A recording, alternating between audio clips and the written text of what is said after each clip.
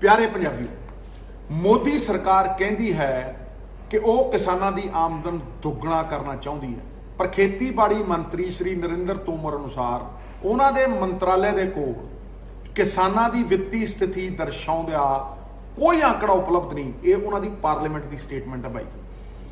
अजिहा आखिरी सर्वेखण मनमोहन सिंह सरकार द्वारा किया गया सी। जेकर तुहाडे कोल किसानों की वित्तीय स्थिति बारे कोई जानकारी नहीं या आंकड़ा नहीं, तो तुसी किसानों की आमदन दुगनी करन दा जुमला छड्ड के ये खेती कानून किवें बनाए? ये वड्डा सवाल है। तुसी अंबानी ते अडानी वर्गे कॉरपोरेटां बारे सब कुछ जानते हो, जिन्हां दे हवाई जहाज़ां दे विच तुसी घुमदे हो, जिहड़े थोड़ी कंपेन रन करते हैं। हर आंकड़ा उन्हां बारे तुहानूं पता है। निर्माण अते सेवा खेतर पहला ही कारपोरेटां दे हत्थां दे विच है। हुण थोड़ी नज़र खेतीबाड़ी खेतर ते है, जो इस समय सब तो वध लाहेवंद धंधा है। 2022 वो सन है जिथे मोदी सरकार ने किसानों की आमदन दुगनी करन दा वायदा किया सी। मोदी सरकार द्वारा अज जिहड़ी MSP अनाउंस की गई है, वो 12 सालों नूं अगर देखा जाए सब तो घट 2% भाव 40 रुपये वाधा किया गया है। हुण मैं लागत ते आउणा। जदों तुसी लागत नूं देखदे हो तो अप्रैल 2020 दे विच डीजल का रेट 63 रुपये प्रति लीटर सी। मौजूदा दर 92 रुपये प्रति लीटर, यानी कि जिहड़ी लागत वधी है वो डीजल के उत्ते कल्ले 48% एक साल दे विच। मैनूं नहीं लगता कि जदों देश आज़ाद होया किसी एक साल दे विच 30 रुपये डीजल वधिया होवे। जदों सरदार मनमोहन सिंह की सरकार सी 2014 च और मोदी सरकार आई है तो डीजल के रेट 50 तो थोड़े जे उत्ते 53 रुपये सी। हुण सरों के तेल के उत्ते आने आ, और ये सारियां लागतां ने जिहड़ियां किसान के उत्ते रोज़मर्रा की जिंदगी दे विच पैंदियां ने। सरों का तेल 174% महंगा एक साल दे विच, हैरानी जो। DAP 140% महंगा खाद। सूरजमुखी का तेल 170% महंगा एक साल दे विच। LPG का सिलेंडर वीरो 9 महीनों के विच 190 रुपए का वाधा। जिस अनुपात के नाल वस्तां की कीमत के विच वाधा होया है कि किसानां की आमदन के विच उसे अनुसार के नाल वाधा होया है। दरअसल ये 3 खेती कानून अंबानी अते अडानी नूं मुनाफा देने के लिए लियाते गए है, और यही असल सच है। 90% आबादी नूं नज़रअंदाज करके, जिहदे च किसान, मजदूर ते छोटे व्यापारी होंदे। अगे जाण तो पहला मैं तुहानूं 2 केस दसदा कि वह किवें कॉरपोरेट एकाधिकार मोनोपली बनाउण दे लई कानून अते नीतियां नूं मरोड़ के वध तो वध मुनाफा अंबानी ते अडानी नूं दिता जाता है। नंबर 1, हिमाचल प्रदेश का 5000 करोड़ का एप्पल बाजार। वड्डा मगरमच्छ अडानी एग्री फ्रैश शुरू दे विच किसानां नूं APMC मंडी नालों वध रेट दे आकर्षण दे के अपने वल लुभाउंदा सी। खरीद दे विच ज़्यादा रेट दे के किसान उहदे वल आकर्षित होए, ते कुछ ही अरसे बाद जदों छोटे व्यापारी मर गए तो अडानी साहब ने 12 तो 72 रुपये रेट सिरता मोनोपली बना के, ते उही अगे 250 रुपये तो वध प्रति किलो की दर दे नाल वेचिया। किसानां नूं अडानी कलैक्शन सेंटर तक पहुँचाउण दे लई उत्पादां दी पैकिंग अते आवाजाई का खर्च भी देना पैंदा है। किसानां अते सरकारी अधिकारियों नूं शामिल किए बिना अडानी समूह मन मर्जी आरबिट्रेरी तरीके दे नाल सेब की कीमत निर्धारित करता है, जबकि APMC दे विच साडियां जिहड़ियां APMC दीयां मंडियां दे विच अज भी किसान नूं 90 तो 125 रुपये प्रति किलो प्राप्त होंदे ने।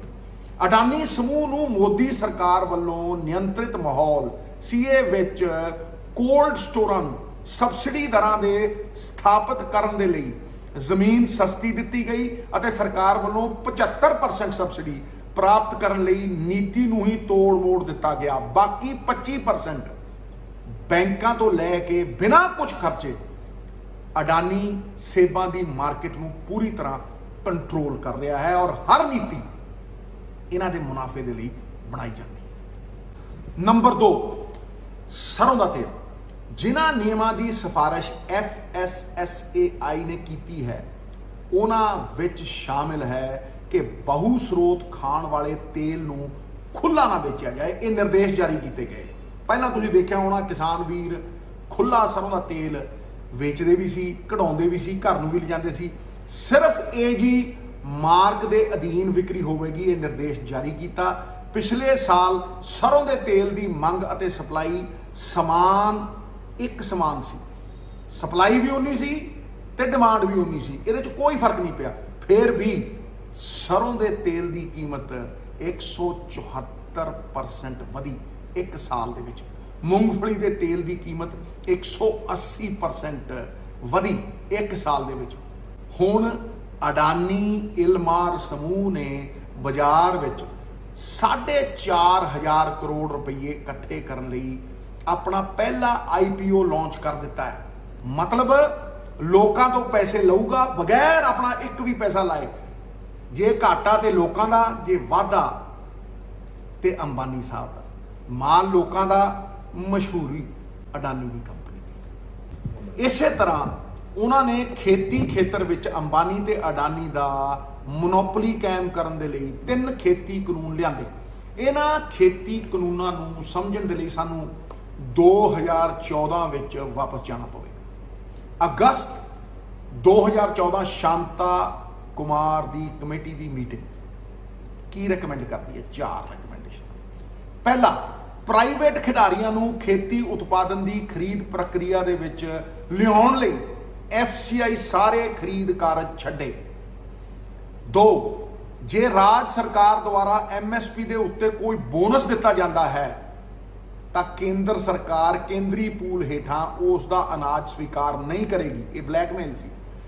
ਤੀਜਾ, FCI ਨੂੰ ਸਟੋਰ ਕਰਨ ਦਾ ਕੰਮ ਨਿੱਜੀ ਖਿਡਾਰੀਆਂ ਯਾਨੀ ਅਡਾਨੀ ਨੂੰ ਆਊਟਸੋਰਸ ਕਰਨਾ ਚਾਹੀਦਾ ਹੈ। ਰਿਕਮੈਂਡੇਸ਼ਨ। ਚੌਥੀ, ਕਮੇਟੀ ਸੁਝਾਅ ਦਿੰਦੀ ਹੈ ਕਿ ਕੇਂਦਰ ਨੂੰ PDS ਸਿਸਟਮ ਦੇ ਅਧੀਨ ਜਿਹੜਾ 67% ਗਰੀਬ ਸਬਸਿਡਾਈਜ਼ ਰੇਟ ਦੇ ਉੱਤੇ ਫੂਡ ਸਿਕਿਉਰਿਟੀ ਦੇ ਤਹਿਤ ਖਾਣਾ ਅੰਨ ਪਾਣੀ ਲੈਂਦਾ ਸੀ, ਉਹਦੀ ਆਬਾਦੀ ਨੂੰ ਮੁੜ ਵਿਚਾਰ ਕੇ 40% ਘਟਾ ਕੇ 27% ਲੋਕਾਂ ਨੂੰ, ਗਰੀਬੀ ਰੇਖਾ ਵਾਲਿਆਂ ਨੂੰ ਇਹ ਜਿਹੜਾ PDS ਮਿਲਦਾ ਹੈ ਇਹ ਬੰਦ ਕੀਤਾ ਜਾਵੇ। ਇਹਦਾ ਨਾ ਕੋਈ ਆંકੜਾ ਹੈ, ਨਾ ਕੋਈ ਰਿਕਾਰਡ ਹੈ ਤੇ ਨਾ ਕੋਈ ਫਿਗਰਸ ਨੇ ਜਿਸ ਤਹਿਤ ਇਹ ਪਤਾ ਲੱਗੇ ਕਿ ਕੌਣ ਅਮੀਰ ਹੈ ਤੇ ਕੌਣ ਗਰੀਬ ਹੈ। ਇਹਦਾ ਕੋਈ ਰਿਕਾਰਡ ਨਹੀਂ। ਨੰਬਰ 5, ਇਹਨਾਂ ਸਿਫਾਰਸ਼ਾਂ ਨੂੰ ਪੜ੍ਹੋ ਅਤੇ ਇਸ ਦੀ ਤੁਲਨਾ ਮੌਜੂਦਾ ਖੇਤੀ ਕਾਨੂੰਨਾਂ ਅਤੇ FCI ਦੀ ਹਾਲਤ ਦੇ ਨਾਲ ਕਰੋ।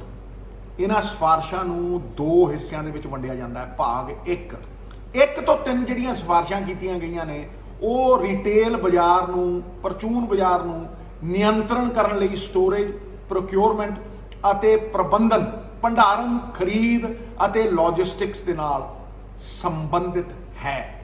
ਭਾਗ B, ਚੌਥੀ ਸਿਫਾਰਿਸ਼ ਰਿਟੇਲ ਬਾਜ਼ਾਰ ਦੇ ਨਿਯੰਤਰਣ ਦੇ ਨਾਲ ਸੰਬੰਧਿਤ ਹੈ ਕਿ ਪਰਚੂਨ ਦੇ ਵਿੱਚ ਜਿੱਥੇ ਸਮਾਨ ਵਿਕਦਾ ਹੈ ਉਹਦੇ ਨਾਲ ਸੰਬੰਧਿਤ ਹੈ। ਇਸ ਖੇਤਰ ਵਿੱਚ ਅੰਬਾਨੀ ਅਤੇ ਅਡਾਨੀ ਦੀ ਮੋਨੋਪੋਲੀ ਏਕਾਧਿਕਾਰ ਸਥਾਪਿਤ ਕਰਨ ਲਈ ਸਰਕਾਰ ਨੇ ਜਾਣਬੁੱਝ ਕੇ ਯੋਜਨਾਬੱਧ ਤਰੀਕੇ ਦੇ ਨਾਲ FCI ਨੂੰ ਤਬਾਹ ਕਰਨਾ ਸ਼ੁਰੂ ਕੀਤਾ। FCI ਦੀ ਆਪਣੀ ਕੋਈ ਆਮਦਨ ਨਹੀਂ ਅਤੇ ਉਹ ਕੇਂਦਰ ਸਰਕਾਰ ਤੇ ਪੂਰੀ ਤਰ੍ਹਾਂ ਨਿਰਭਰ ਹੈ। ਸਰਕਾਰ ਨੇ 2015 ਤੋਂ 19 ਦੇ ਸ਼ਾਸਨ ਦੌਰਾਨ ਬਜਟ ਵਿੱਚ ਭੋਜਨ ਸਬਸਿਡੀ, ਫੂਡ ਸਿਕਿਉਰਿਟੀ ਲਈ ਲੋੜੀਂਦਾ ਫੰਡ ਨਹੀਂ ਦਿੱਤਾ, ਜਿਸ ਕਾਰਨ FCI ਨੂੰ ਵੱਧ ਵਿਆਜ ਦਰਾਂ ਉੱਤੇ ਹੋਰ ਸਰੋਤਾਂ ਤੋਂ ਕਰਜ਼ਾ ਲੈਣ ਲਈ ਮਜਬੂਰ ਹੋਣਾ ਪਿਆ। ਨਤੀਜਾ, ਮੋਦੀ ਸਰਕਾਰ ਦੇ ਪਿਛਲੇ 5 ਸਾਲਾਂ ਦੌਰਾਨ FCI ਦਾ ਕਰਜ਼ਾ 3 ਗੁਣਾ ਹੋ ਗਿਆ।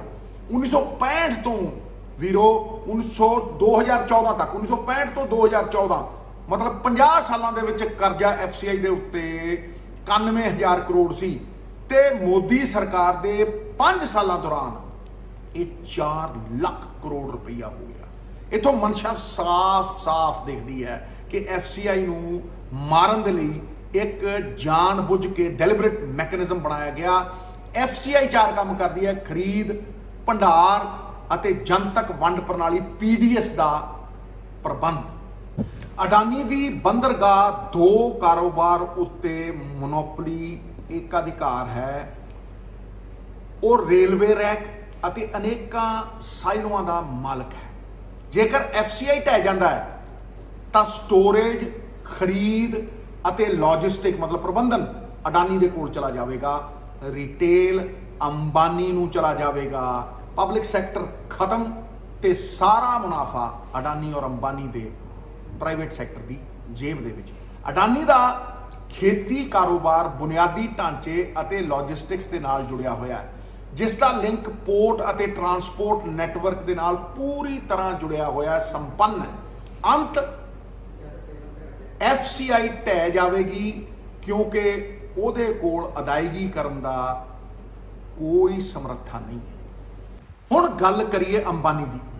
2018 ਚ 100% ਪਰਚੂਨ ਦੀ ਰਿਟੇਲ ਦੀ ਖੁੱਲ੍ਹ ਮਿਲੀ। ਅੰਤਰਰਾਸ਼ਟਰੀ ਪੱਧਰ ਤੇ ਫੰਡ ਵਧਾਉਣ ਦੀ ਮਿਲੀ ਭੁਗਤ ਸੀ। 2019 ਦੇ ਵਿੱਚ ਈ-ਕਮਰਸ ਨੀਤੀ ਦੇ ਵਿੱਚ ਬਦਲਾਵ, ਸਾਰੇ ਬਾਜ਼ਾਰ ਉੱਤੇ ਕਬਜ਼ਾ ਹੋਣ ਦੇ ਲਈ, ਤੇ 2020 ਦੇ ਵਿੱਚ ਖੇਤੀ ਕਾਨੂੰਨ ਮੋਨੋਪੋਲੀ ਬਣਾਉਣ ਦੇ ਲਈ ਅੰਬਾਨੀ। FDI ਜਿਹੜੀ ਫੋਰਨ ਡਾਇਰੈਕਟ ਇਨਵੈਸਟਮੈਂਟ ਹੈ, ਵਿਦੇਸ਼ੀ ਲੋਕ ਜਿਹੜੇ ਇਨਵੈਸਟਮੈਂਟ ਕਰ ਸਕਦੇ, ਪਹਿਲਾਂ ਪਰਚੂਨ ਵਿੱਚ ਸਿਰਫ 49% ਦੀ ਆਗਿਆ ਸੀ, ਜਿਸ ਵਿੱਚ 30% ਸਮਾਨ ਸਥਾਨਕ ਪੱਧਰ ਦੇ ਉੱਤੇ ਖਰੀਦਣਾ ਇਹ ਲਾਜ਼ਮੀ ਸ਼ਰਤ ਸੀ ਤਾਂ ਕਿ ਛੋਟੇ ਵਪਾਰੀ ਆਪਣੀ ਦੁਕਾਨਦਾਰੀ ਪਰਚੂਨ ਦੀ ਕਰਦੇ ਰਹਿਣ। ਹੁਣ ਸਥਾਨਕ ਤੌਰ ਤੇ ਜਦੋਂ ਹੀ BJP ਦੀ ਸਰਕਾਰ ਆਈ, ਸਥਾਨਕ ਤੌਰ ਦੇ ਉੱਤੇ ਸਮਾਨ ਖਰੀਦਣ ਦੇ ਲਈ ਕੋਈ ਲਾਜ਼ਮੀ ਸ਼ਰਤ ਨਹੀਂ ਅਤੇ FDI ਵਿੱਚ 100% ਇਜਾਜ਼ਤ ਦਿੱਤੀ ਗਈ ਰਿਟੇਲ ਸੈਕਟਰ ਦੇ ਵਿੱਚ। ਇਹਦਾ ਮਤਲਬ ਸੀ ਕਿ ਜਿੰਨੀਆਂ ਵੱਡੀਆਂ ਮੱਛੀਆਂ ਨੇ ਉਹਨਾਂ ਨੂੰ ਛੋਟੀਆਂ ਨੂੰ ਨਿਗਲਣ ਦੀ ਪੂਰੀ ਤਰ੍ਹਾਂ ਲੀਗਲ ਇਜਾਜ਼ਤ ਹੈ। ਛੋਟੀਆਂ ਨੂੰ ਮਾਰੋ, ਛੋਟੇ ਵਪਾਰੀ ਨੂੰ ਮਾਰੋ ਔਰ ਵੱਡੇ ਇੱਕਾ ਦੁੱਕਾ ਸਥਾਪਿਤ ਕਰੋ। ਦੇਸ਼ ਦੀ ਈ-ਕਾਮਰਸ ਨੀਤੀ ਦੇ ਨਿਰਮਾਤਾ ਅੰਬਾਨੀ ਸਾਹਿਬ ਨੇ। ਨੀਤੀ ਇਸ ਤਰੀਕੇ ਦੇ ਨਾਲ ਡਰਾਫਟ ਕੀਤੀ ਗਈ ਹੈ ਕਿ ਸਭ ਤੋਂ ਵੱਡੇ ਪਲੇਅਰ ਜਿਹੜੇ ਸੀਗੇ ਫੇਸਬੁੱਕ, WhatsApp, ਉਹਨਾਂ ਨੇ 44,000 ਕਰੋੜ ਰੁਪਈਆ ਅੰਬਾਨੀ ਸਾਹਿਬ ਦੀ ਰਿਟੇਲ ਦੇ ਵਿੱਚ ਇਨਵੈਸਟ ਕਰ ਦਿੱਤਾ। ਇਹਦਾ ਪੂਰਾ ਪ੍ਰਮਾਣ ਹੈ ਕਿ ਭਾਈ ਸਾਰੀਆਂ ਨੀਤੀਆਂ ਇਸ ਤਰੀਕੇ ਨਾਲ ਘੜ ਕੇ ਸਾਰੀ ਵਾਗਡੋਰ, ਸਾਰਾ ਪ੍ਰਬੰਧਨ ਜਿਹੜਾ ਆਨਲਾਈਨ ਖਰੀਦਦਾ ਹੈ ਉਹ ਅੰਬਾਨੀ ਸਾਹਿਬ ਨੂੰ ਦਿੱਤਾ ਗਿਆ। ਜਦੋਂ ਤੁਸੀਂ ਫੇਸਬੁੱਕ, WhatsApp ਤੇ ਅੰਬਾਨੀ ਦਾ ਸ਼ੇਅਰ, ਮਾਰਕੀਟ ਸ਼ੇਅਰ ਲਾਓਗੇ ਆਨਲਾਈਨ ਟ੍ਰੇਡਿੰਗ ਦੇ ਵਿੱਚ, ਜਿਹੜਾ ਕਿ ਫਿਊਚਰ ਹੈ ਕਿਉਂਕਿ ਖਰੀਦਦਾਰੀ ਹੁਣ ਆਨਲਾਈਨ ਹੀ ਹੁੰਦੀ ਹੈ, ਉਹ 110 ਕਰੋੜ ਲੋਕਾਂ ਨੂੰ ਇਨਫਲੂਐਂਸ ਕਰਦਾ ਹੈ। ਇਹਦਾ ਮਤਲਬ 90% ਦੇਸ਼ ਦੀ ਆਨਲਾਈਨ ਮਾਰਕੀਟ ਦੇ ਉੱਤੇ ਮੁਕੇਸ਼ ਅੰਬਾਨੀ ਦਾ ਕਬਜ਼ਾ ਨਿਸ਼ਚਿਤ ਕਰਤਾ ਸਰਕਾਰ। ਹੁਣ ਆਈਏ ਅਕਾਲੀ ਦਲ ਦੀ ਭੂਮਿਕਾ ਦੇ ਉੱਤੇ, ਜਿਹੜੇ ਮਗਰਮੱਛ ਦੇ ਆਂਸੂ ਬਹਾ ਰਹੇ ਨੇ।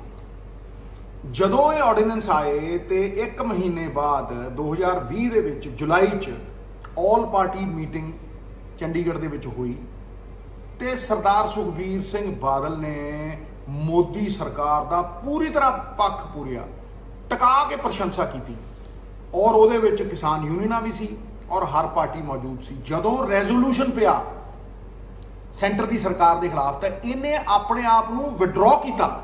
ਇਹ ਤੁਹਾਨੂੰ ਯਾਦ ਕਰਾਉਣਾ ਚਾਹੁੰਦਾ, 3 ਖੇਤੀਬਾੜੀ ਕਾਨੂੰਨ ਸੁਖਬੀਰ ਸਿੰਘ ਬਾਦਲ ਨੇ ਸੀਨੀਅਰ ਲੀਡਰਸ਼ਿਪ ਸਮੇਤ ਪ੍ਰੈਸ ਕਾਨਫਰੰਸਾਂ ਕੀਤੀਆਂ ਅਤੇ ਖੁੱਲ੍ਹੇਆਮ ਖੇਤੀ ਕਾਨੂੰਨਾਂ ਦੀ ਪ੍ਰਸ਼ੰਸਾ ਕੀਤੀ। 3 ਸਤੰਬਰ 2020 ਨੂੰ ਪ੍ਰਕਾਸ਼ ਸਿੰਘ ਬਾਦਲ ਨੇ ਮੋਦੀ ਸਰਕਾਰ ਦੇ ਪੱਖ ਦੇ ਵਿੱਚ ਆਪਣਾ ਵੀਡੀਓ ਅਪਲੋਡ ਕੀਤਾ, ਜਨਤਕ ਹੈ, ਕੋਈ ਵੀ ਦੇਖ ਲਵੇ। ਤੇ ਫਿਰ ਖੇਤੀ ਕਾਨੂੰਨ 7 ਸਤੰਬਰ 2020 ਹਰਸਿਮਰਤ ਬਾਦਲ ਨੇ ਸੋਸ਼ਲ ਮੀਡੀਆ ਤੇ ਆਪਣਾ ਵੀਡੀਓ ਅਪਲੋਡ ਕੀਤਾ ਔਰ ਖੇਤੀ ਕਾਨੂੰਨਾਂ ਦੀ ਡਟ ਕੇ ਪ੍ਰਸ਼ੰਸਾ ਕੀਤੀ। ਇਹ 3 ਸਤੰਬਰ ਨੂੰ 7 ਸਤੰਬਰ ਨੂੰ ਕਰ ਰਹੀ ਹੈ ਤੇ 17 ਸਤੰਬਰ ਨੂੰ ਹਰਸਿਮਰਤ ਬਾਦਲ ਅਸਤੀਫਾ ਦਿੰਦੀ ਹੈ।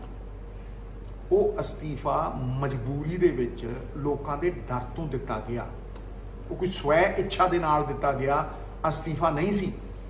ਕਿਉਂਕਿ ਜਦੋਂ ਆਰਡੀਨੈਂਸ ਹੋਏ ਉਸ ਤੋਂ 6 ਮਹੀਨੇ ਤੱਕ ਤਾਂ ਤੁਸੀਂ ਤਾਰੀਫਾਂ ਹੀ ਕਰਦੇ ਰਹੇ ਹੋ ਇਹਨਾਂ ਦੀਆਂ, ਤੇ ਬਾਅਦ ਦੇ ਵਿੱਚ ਜਦੋਂ ਦੇਖਿਆ ਵੀ ਲੋਕ ਹੁਣ ਬਾਹਰ ਨਹੀਂ ਨਿਕਲਣ ਦਿੰਦੇ ਤੇ ਮਜਬੂਰੀ ਦੇ ਵਿੱਚ ਤੁਸੀਂ ਅਸਤੀਫਾ ਦਿੱਤਾ। ਮੈਂ ਇਸ ਤੋਂ ਵੀ ਅੱਗੇ ਜਾਣਾ, ਹਰਸਿਮਰਤ ਬਾਦਲ ਨੇ 3 ਥਾਵਾਂ ਦੇ ਉੱਤੇ ਦਸਤਖਤ ਕੀਤੇ ਹੈ ਜਿਹੜੇ ਕਿ ਆਮ ਲੋਕਾਂ ਨੂੰ ਮੈਂ ਅਵਗਤ ਕਰਾਉਣਾ ਚਾਹੁੰਦਾ ਸਮਰਥਨ ਦੇ ਵਿੱਚ ਇਹਨਾਂ 3 ਖੇਤੀ ਕਾਨੂੰਨਾਂ ਦੇ। ਪਹਿਲੀ ਵਾਰ ਫੂਡ ਪ੍ਰੋਸੈਸਿੰਗ ਮੰਤਰੀ ਵਜੋਂ ਬਿੱਲ ਦੇ ਖਰੜੇ ਦੇ ਉੱਤੇ ਹਰਸਿਮਰਤ ਬਾਦਲ ਨੇ ਸਾਈਨ ਕੀਤੇ। ਦੂਜੀ ਵਾਰ ਕੈਬਨਿਟ ਦੇ ਵਿੱਚ ਜਦੋਂ ਆਰਡੀਨੈਂਸ ਆਇਆ ਉਦੋਂ ਸਾਈਨ ਕੀਤੇ। ਤੀਜੀ ਵਾਰ ਕੈਬਨਿਟ ਵਿੱਚ ਜਦੋਂ ਬਿੱਲ ਬਣ ਕੇ ਸਾਹਮਣੇ ਆਇਆ ਉਦੋਂ ਸਾਈਨ ਕੀਤੇ। ਜੇ ਉਹ ਖੇਤੀ ਕਾਨੂੰਨਾਂ ਦੇ ਵਿਰੋਧ ਹੀ ਕਰਦੀ ਸੀ ਤਾਂ ਉਹ ਅਸਹਿਮਤੀ ਨੋਟ ਕਿਉਂ ਨਹੀਂ ਛਾਪਿਆ, ਉਹ ਡਿਸੈਂਟ ਨੋਟ ਅੱਜ ਕਿਉਂ ਜਨਤਕ ਨਹੀਂ ਕਰਦੇ? ਇਹ ਸਵਾਲ ਨੇ ਜਿਹੜੇ ਪੰਜਾਬੀਆਂ ਦੇ ਸਾਹਮਣੇ ਨੇ ਔਰ ਪੰਜਾਬੀਆਂ ਨੂੰ ਇਹਨਾਂ ਦੇ ਉੱਤਰ ਚੰਗੀ ਤਰ੍ਹਾਂ ਪਤਾ। ਆਮ ਆਦਮੀ ਪਾਰਟੀ ਦੀ ਗੱਲ, 1 ਦਸੰਬਰ 2020 ਨੂੰ ਕੇਜਰੀਵਾਲ ਸਰਕਾਰ ਨੇ ਦਿੱਲੀ ਵਿੱਚ ਪ੍ਰਾਈਵੇਟ ਮੰਡੀ APMC ਨੂੰ ਰੱਦ ਕਰਕੇ ਪ੍ਰਾਈਵੇਟ ਮੰਡੀ ਸਥਾਪਿਤ ਕਰਨ ਦੇ ਲਈ ਮੋਦੀ ਸਰਕਾਰ ਦੇ ਖੇਤੀ ਕਾਨੂੰਨਾਂ ਵਿੱਚੋਂ ਇੱਕ ਨੂੰ ਨੋਟੀਫਾਈ ਕੀਤਾ। ਜਦ ਕਿ ਕਿਸਾਨ ਦਿੱਲੀ ਦੀਆਂ ਬਰੂਹਾਂ ਦੇ ਉੱਤੇ ਅੰਦੋਲਨ ਕਰ ਰਹੇ ਸੀ, ਉਦੋਂ ਬਾਅਦ ਡਰਾਮਾ ਕੀਤਾ, ਸੈਸ਼ਨ ਬੁਲਾ ਕੇ ਬਿੱਲ ਪਾੜਤੇ। ਪਰ ਕੀ ਉਹ ਜਿਹੜਾ ਕਾਨੂੰਨ ਨੋਟੀਫਾਈ ਕੀਤਾ ਸੀਗਾ ਪ੍ਰਾਈਵੇਟ ਮੰਡੀਆਂ ਵਾਲਾ, ਕੀ ਉਹ ਡੀ ਨੋਟੀਫਾਈ ਹੋਇਆ? ਜੇ ਡੀ ਨੋਟੀਫਾਈ ਕੀਤਾ ਤਾਂ ਫਿਰ ਮੈਂ ਮੰਨੂ। ਇਹ ਡਰਾਮਾ ਹੈ ਸਾਰਾ, ਇਹ ਦਿਖਾਵਾ ਹੈ ਸਾਰਾ, ਇਹ ਮਗਰਮੱਛ ਦੇ ਆਂਸੂ।